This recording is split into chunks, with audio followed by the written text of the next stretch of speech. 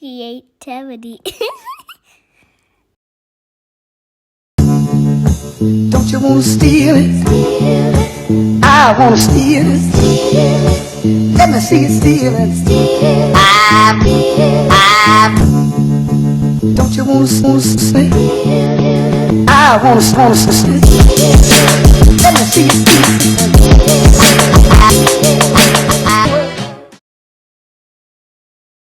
Champagne mimosas, my cup runneth over.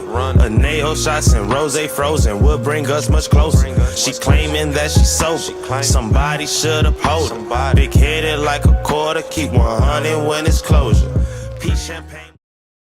All right, welcome to the first episode of the Hightlight Real. creaTEVity presents the Hightlight Real. I got my first guest, also my co-host. He's gonna be on a couple episodes with me, if not every last one. I got my boy P in the building. What's going on, bro? How you feeling, man? Man, can't call it, man. It's just trying to bring in the new year, bring in some content, try to highlight, excellence in Chicago. So you my first guest. We talked about this. We're gonna put it in motion, bro. So, just wanted to start off, man. The clothing line, bro. I see you got something on over there, bro. What's that? What's going on? So the brand is Don Parious Society. Means to be, kings and queens of society, to be domineering, to take over. The black swan is the most feared bird in Europe because nobody knows why the swan is black. So many European brands and people want to wear European brands. Why not go take it over with the most feared bird that they have? Okay, because man, that looking pretty clean, bro. I gotta give me some. We are gonna make sure that we include the website and the Instagram, in the description and everything. So one of the things I wanted to get into was hey Rick Ross, man, hey, holla at me, man. We big Bel Air fans, man. Holla at us, bro. Drink Please. a lot of champagne. Yes, bro. Come on, man. Give us that endorsement. Now that we got that out the way, again, man, Chicago is full of talented people, bro. This show is pretty much just gonna be to highlight if anybody doing anything, bro. To be honest with you, whether it's cutting hair, whether you paint, music artists like yourself, if you sell shoes, you sell hair, like I'm, man. We trying to get to you. We want to tap into your mindset. We want to know everything about you. Yeah, man. So we want to be the people where if something going on in Chicago or even outside of Chicago, even people who from Chicago in different cities, like if you got anything going on, come holler at us, man. Come talk to us at the Hightlight Real podcast, man. But back to my boy P. This episode is gonna be about him today. So we're gonna ask you some questions too, man. Oh, come on, man. All right, man. Just quick, man. I just need a little background information on you, man. Tell people where you from. Man, I'm from the Austin community, the west side of Chicago. Born and raised the entire time. Did a lot of my schooling on the west side, but we did a lot of private schooling. So we a little bit privileged, from some of the peers on the block. Or my mom and my parents just decided to take education to a different level for us instead of putting us through Chicago public schools. But we experienced a lot. Okay.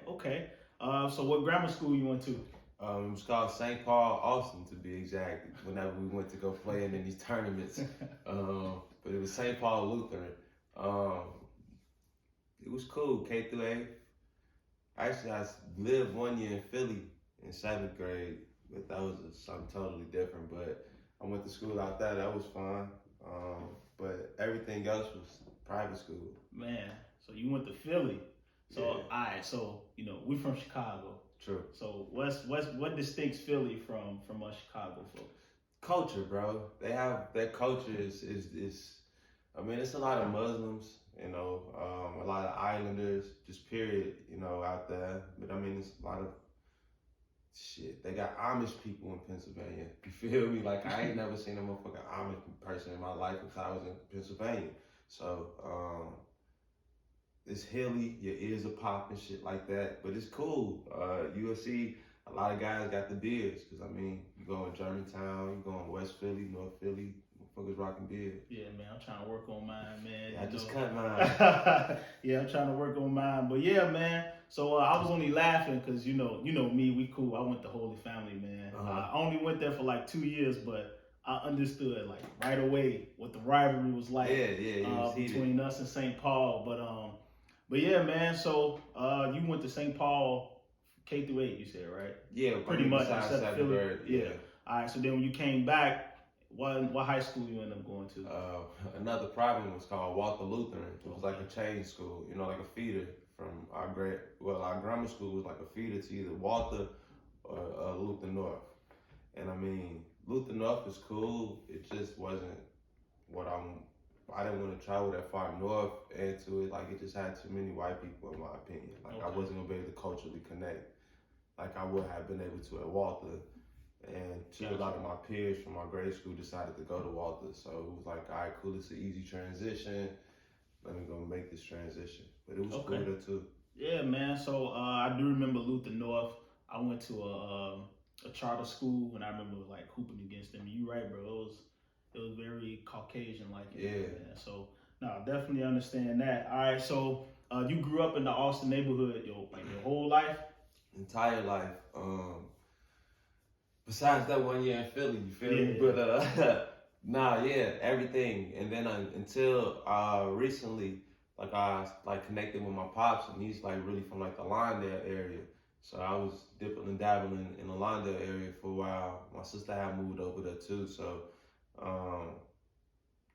going over there and just chilling with cousins and shit, like being in the holy city and shit like that. Like, it was cool. Yeah, man. That's what's up, man. That's what's up. So. You in the Austin area, you lived off like what, Lake Street area? I'm off Lamb and Chicago Avenue, right there by the McDonald's, you know, where it used to be a KFC, now it's a Dunkin' Donuts, type shit. My mama's best friend's son lost his life in that parking lot now, where the Subway and shit is at. So that's really how, you know, a lot of the basketball shit even developed. Like, well, not really developed, but like slowed down off our block. Like, Reggie was like, all in the newspapers, like, you feel me? Like, he was that nigga to make it. He just happened to decide to go outside. He saw a rim, you know, as hoopers, we see a rim in the ball, we going for it, you feel me? That's the first thing, that's home, that's heaven. So, that day he ended up making it to heaven, you feel me? You know, it's fucked up to say it like that, but that's what happened, you know, he was wrong place, wrong time. The bullet wasn't even meant for him, you know, but my parents, my mom and grandma ended up being like, nah, y'all ain't hooping outside like that. Y'all gonna do some shit that's remote. So my whole life has really been like based on being remote and not around people. Got you. All right, so in Walter, you know what I'm saying? What kind of student were you, bro? Was you a class clown? Was you one of the smart kids, or you were just like a free spirit? A free spirit, man. I did whatever I wanted to do at Walter. I'm lying. I did a lot of shit though at Walter. No lie though. I did a lot of shit. Hey, like, man, we all have, bro. We all done some shit in high school, man. Yeah, you know, like my class is like part of the reason why dress code got changed at the school. Like, we kept breaking the rule every day, and they're like, yo, it's 40 y'all motherfuckers in detention for the same shit. Like, fuck it. Like, we just gonna let y'all go without. Let y'all rock. Yeah. So, I mean, it's all about propaganda and, I guess, pushing shit like that, you know. You push hard enough, motherfuckers gonna fold. Okay. All right, man. So when you graduated Walter, you know, what was your next steps in life after that? I knew college wasn't really for me. I just knew I needed to utilize the people inside, like, for networking. Yeah. So instead of me using my talents to go to anyone's university, I went to a community college. It was much easier, and I was able to resonate quicker with what I really wanted to do in life. Like, I felt like you get pressured when you're at a university and you're paying all that money. You're just gonna be like, yo, fuck it, I'm going after this degree and I'm sticking with it. I'm paying $40,000 this year. Man. I got no choice. And yeah. Like, I'm sitting back getting $10,000. I'm getting back $10,000 from grants. Right. From going to a community college. So that's when I realized the game was different. Like, oh, I can get paid to go to school instead of paying to go to school. Cool, let me do that. Like, we was paying so much money to go to school, we literally could have had, me and my brother could have drove a Benz to school, like, each. Like y'all each got a Benz. Each got a Benz. Y'all like pulling up. If we would have went to public school, like remember when they Vizu jeans and shit like all like we would have had that. Like that would have been nothing. Like yeah, man, that's crazy. So so I did say in the beginning that you're an artist. You make music, but put me in the mindset of some of the things you did before. Or was music like always something you always wanted to do? It was some secret shit, truth be told. You know, it wasn't really cool to be a rapper like it is today. You know, like that's like kind of true. rapping. Yeah, like, that's kind of true, bro. Yeah, especially because it was like, not to cut you off, but there was so many people who was trying to do that shit. So like, if you heard of it, be like, man, I'm a rapper. It's like, come on, man, like. But no, it's even like that. And it's worse now. So many people. Yeah, do it. that's like, true. Yo, but back then it was like, yo, you a rapper?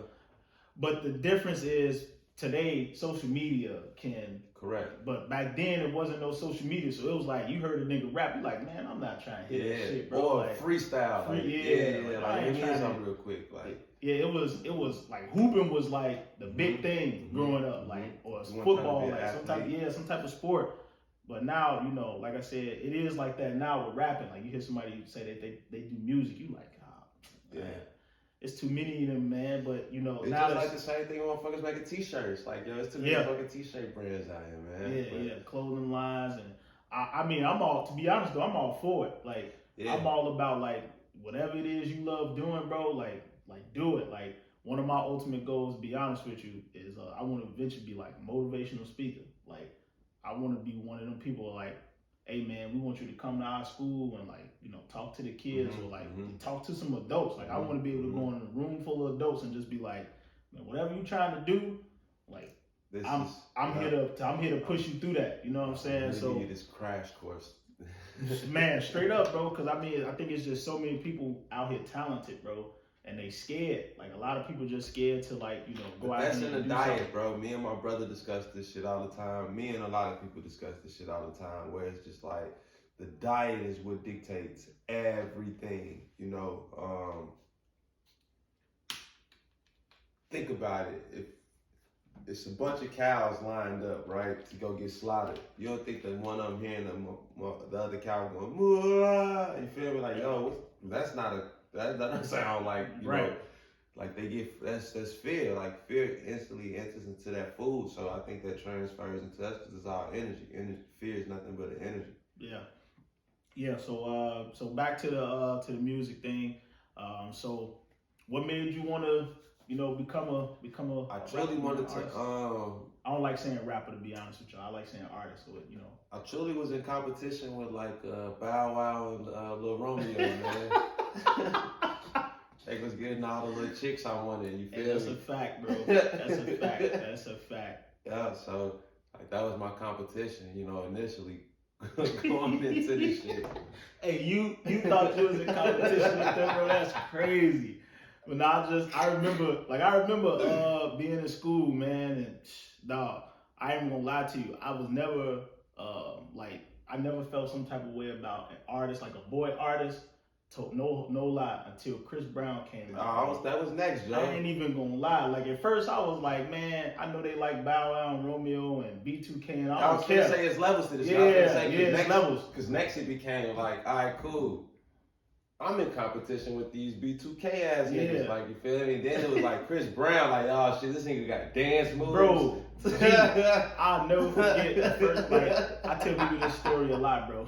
I'll never forget, like, shout out to Chris Brown, bro. Shout out to you, bro. You one of the goats to me. I ain't gonna hold you. Hey, you one of the musical goats of artistry. This dude can draw, he can paint, dance, you know what I'm saying, sing. So it's like, man, I remember the first time I heard about Chris Brown was in school. Like, I ain't know. And this little chick, you know what I'm saying, that she was decent, you know what I'm saying? She was one of the chicks that all the dudes was trying to get at. And so I remember talking to her one time, and like she just started playing like this little Chris Brown song. It wasn't even that, it was Running. Like she was playing Running, and I'm like, yo, who is that? And she like started just not even telling me who it was, like this fine ass, but I'm like, And then when I finally like, you know, got to know him, it was just like, dog, this dude taking over, bro. Yeah, you know, every girl fucking wall in the Man, crib shit, bro. It's like, yo, I'm going for, that's the status I want. So that was initially how this shit happened, you feel me? I want to be on every girl wall. I felt like, too, like women got the best deal for the music shit, so, and at that, women is like the God for me, so I feel like being surrounded by a bunch of women would be dope as fuck. Like, just me personally. Yeah. But anyway, that's how it all kicked off. You know, I was really just, I dug into it because I was like, man, if them niggas can do it at their age, I know I can do it at my age. Yeah. And I mean, we still around the same age. And that's a fact. Yeah, man. I mean, it's like, I tell people like, because people be like, oh man, you listen, like, bro, we grew up with these people, bro. Like a B2K come on a B2K song come across my Apple Music or on, you know, I'm listening to a Pandora station and it come on, like, yeah, I'm gonna rock to it, bro, because I heard it a billion times growing up, bro. Like watching 106 in Park. And that was another inspiration. Like I wanted to talk to Free and AJ. Oh, you know, I wanted to be with Tigger in the basement. You feel me? Everybody, man, Free was so fine. Bro. Yeah, y'all. Like Roxy, when Roxy and Terrence came, yes. like, man. I ain't gonna lie, I liked Roxy. Yeah, I was definitely Roxy, but Terrence was so corny. It was like, man. But hey, he was cool. He was still cool people. Like he was cool for the show. You know what I'm saying? And then to see, like, to be honest with you, like I said about the whole, you know, excellence thing, like to see like where they went and like where they started and then where they went is kind of like what I want for everybody. Correct. Like I want, like even you, bro. Like you my bro. So like when you said, hey man, you know, you doing the music thing, like I was listening. I still listen. So like, cause I want people to elevate. You know what I'm saying? I want everybody to elevate in whatever they do. I don't want nobody to be stagnant. Like it's a lot of money out here, man. It's a lot of money. It's a lot. And even if you ain't even doing it for the money, you just doing it for the love. That's cool too, bro. That's cool too. So, so the first project you came out with was Medication. Nah, truth be told, I had one back in high school, man. Okay. It came about. I'm gonna tell you how it came about too. You know, it was, you know. So I was walking through the hallway, and all I hear is, KC got a CD out, KC got a mixtape out, and he passing them out, and there's a couple girls talking about they got the mixtape. So you remember I said, like, I'm trying to get on the walls, like I want my posters on the walls. Yeah. So, and they hit them like celebrating KC mixtape, and you know, I go grab a mixtape, like, yo, let me get one. So I'll go play it, and as soon as they come on, it's like, you ain't ready for me. And I'm like, okay, like, I'm tuned in. But then I'm listening, I'm like, yo, I hit a motherfucking grease popping off the stove, because mama in there frying chicken, like his little sister running through the house and shit like that. Because he recorded from his computer in his crib. Like, he didn't care, he just had to get the mixtape done. Gotcha. That was his determination, you feel me?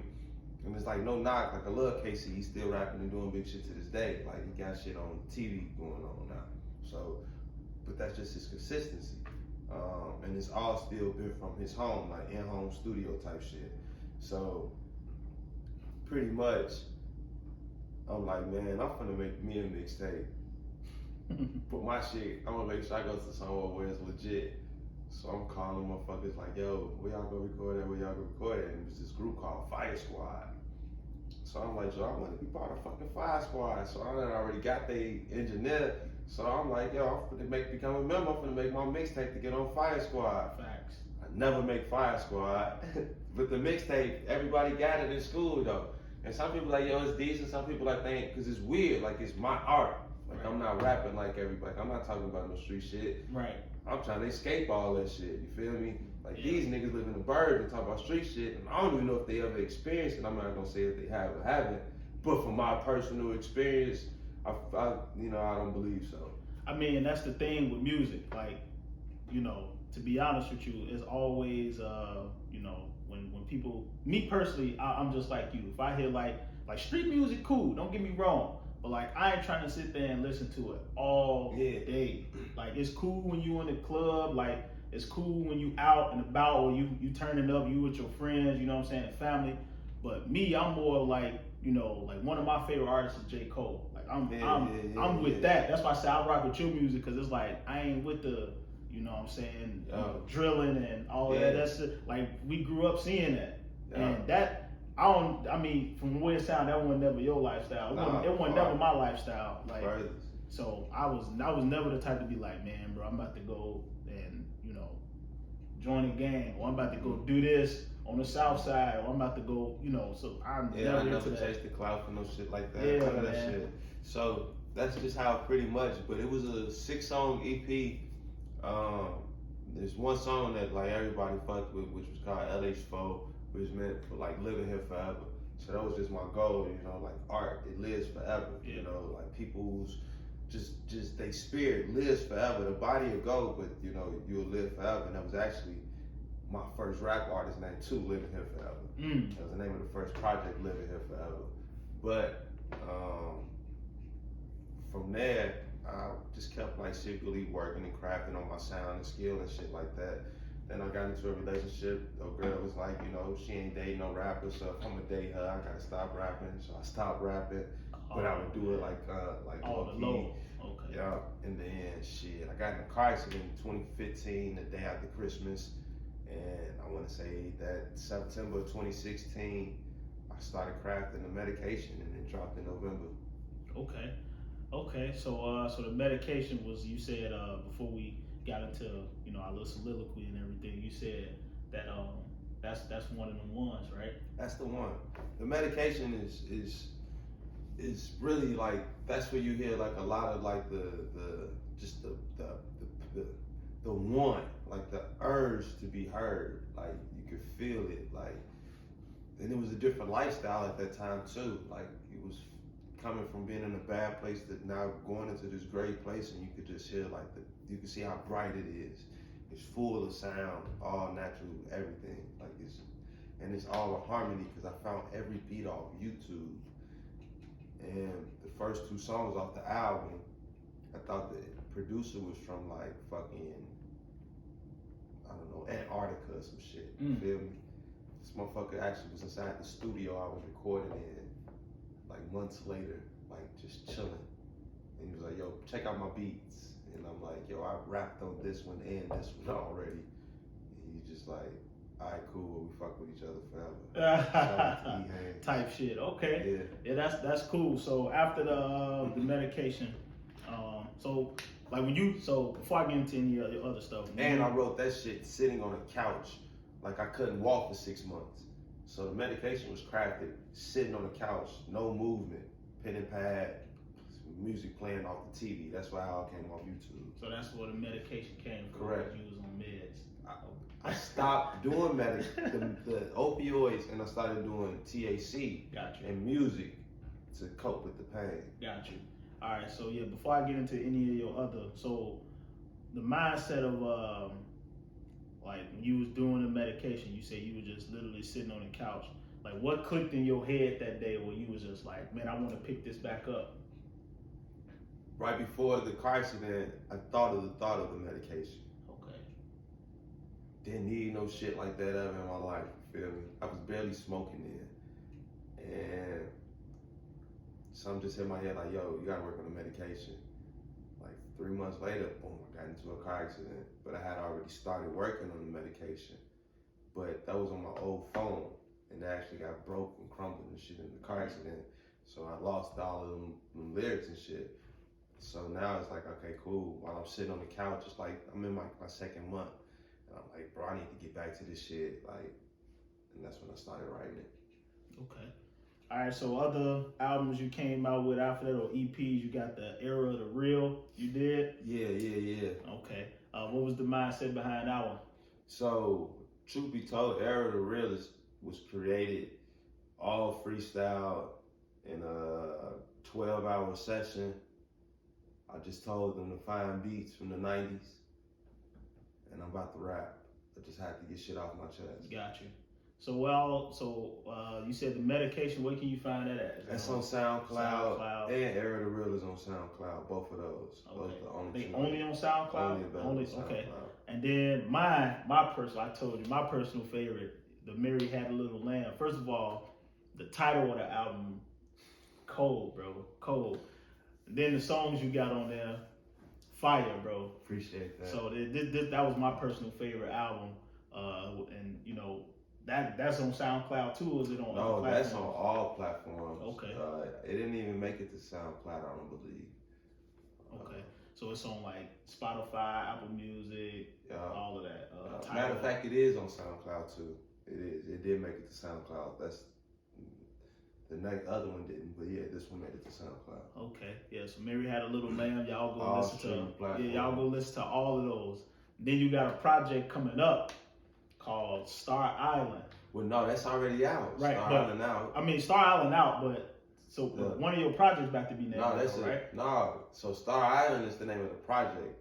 The singles in there are all named Star Island. Got you. So it's That's 1, 2, already 3, out, and yeah. 4. Yeah. So is- 4, okay. the video, the visual for 4. That's about what's drop. about to come out. Correct. Okay, my bad. I'm getting a little confused. So, well, yeah, man. You know, you got some stuff that you got cooking up that you've been working on. I'm truly proud of you, bro.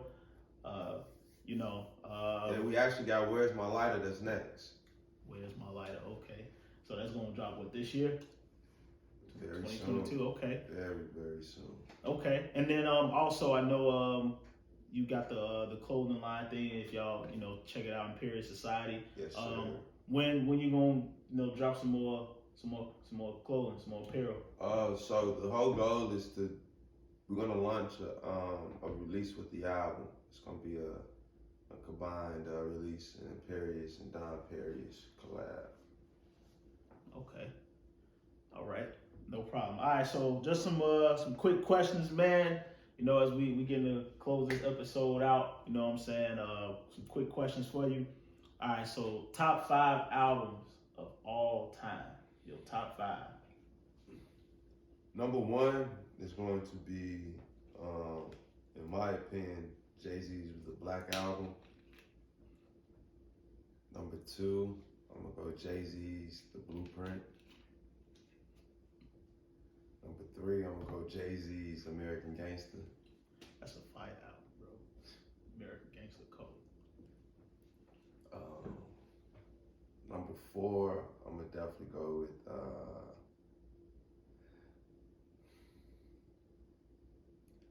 it's just what I've been listening to lately. But that's gonna be Freddie Gibbs, Alfredo. Okay. And number 5, it'll definitely be The Medication. Okay. So you throw yours.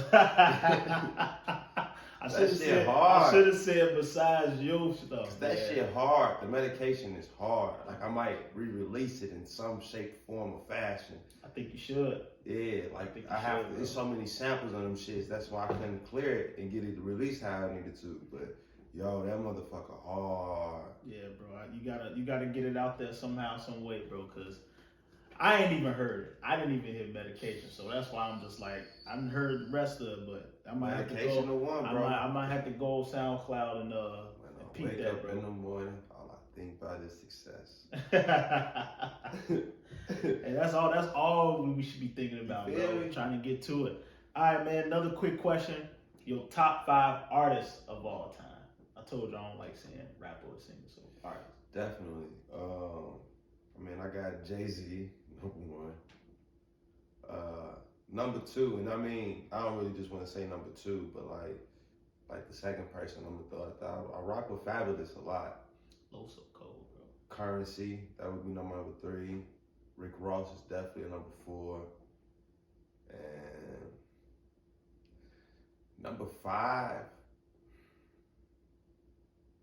as an artist, it's Kanye. Yeah, okay.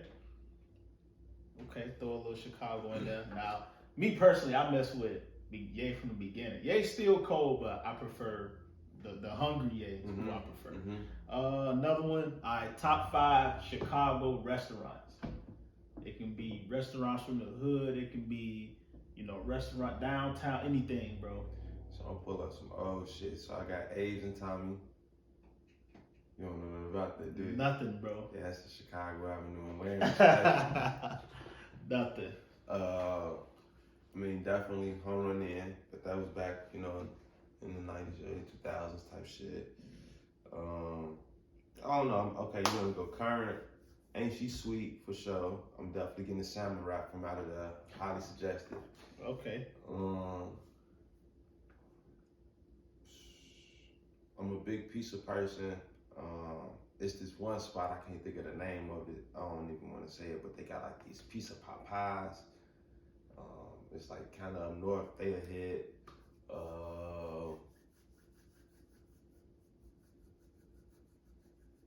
I don't know. I feel like my auntie kitchen.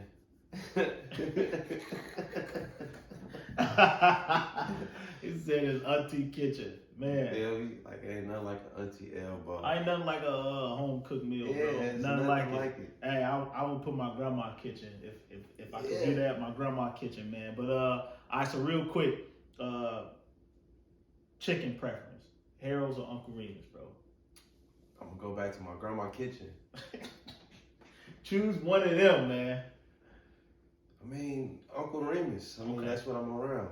Got you. Okay, that's me too. Even though I've had Harold's, it's just something about Uncle Remus to me that it just stand out. Yeah, like bro. The sauce is a little bit better or some shit. Yeah, man. All right, and then top 5 experiences in Chicago, man. If somebody was to do a movie in your life, or ask the question I asked you, if you was having a conversation with somebody, and somebody asked you what was Chicago like, give me what you would tell them. All right, so for sure, Navy Pier, Ferris wheel, just to see the whole city. Absolutely.